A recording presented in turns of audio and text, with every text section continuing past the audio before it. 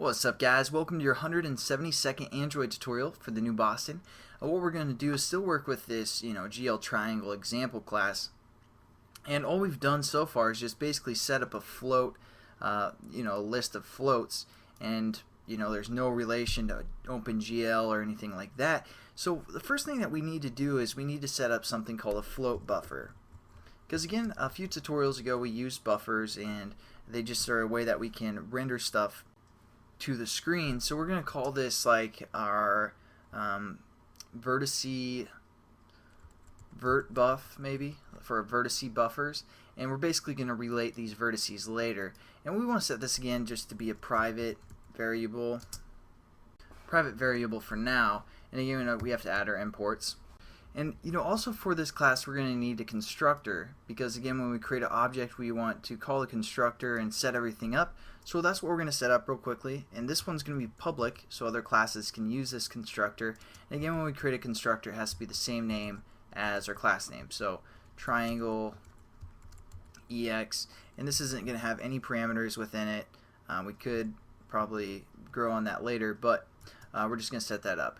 And within this triangle, what we're going to have to do is we're going to have to create a vertex buffer and a byte buffer, because the byte buffer is going to tell our application how much space we're using, how many kilobytes or bytes that we're using, and for each float that we use, that takes up 4 bytes. So our float list here has 6 different floats within it, so we're going to have to locate 24 bytes within our buffer.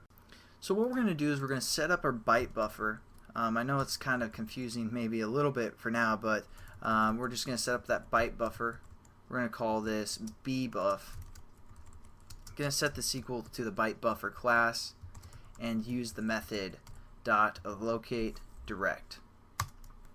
And again, we just have to, it takes an int of the capacity that we're going to be using. So again, like I said, it's 24, but in case we add more vertices to this float array, we want to be able to handle that and tell our update our byte buffer and say, hey, we're using more memory than just 24.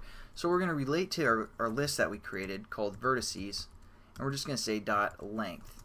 That's going to return how many floats are within our list, and as for now there's 6, so that's going to be 6, and for each float we use 4 bytes, so we're just going to times this by 4. So that's basically telling our buffer, this is how much we're using, which is 24 bytes.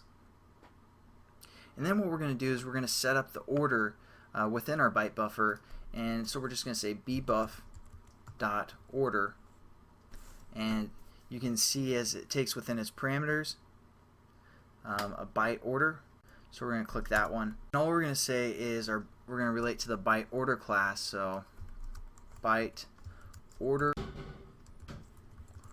And we're just going to say .native order, and that's just going to give us the native order for a byte buffer. So now what we need to do is we need to relate to this vertice buffer and kind of make the connection as well. So we're just going to say vert buffer, or vert buff I should say, and we're going to set this equal to our byte buffer, which we called bbuff dot as float, because there's different types of stuff that lists that we can have within a buffer, but since we're using floats, we're going to use this as a float buffer.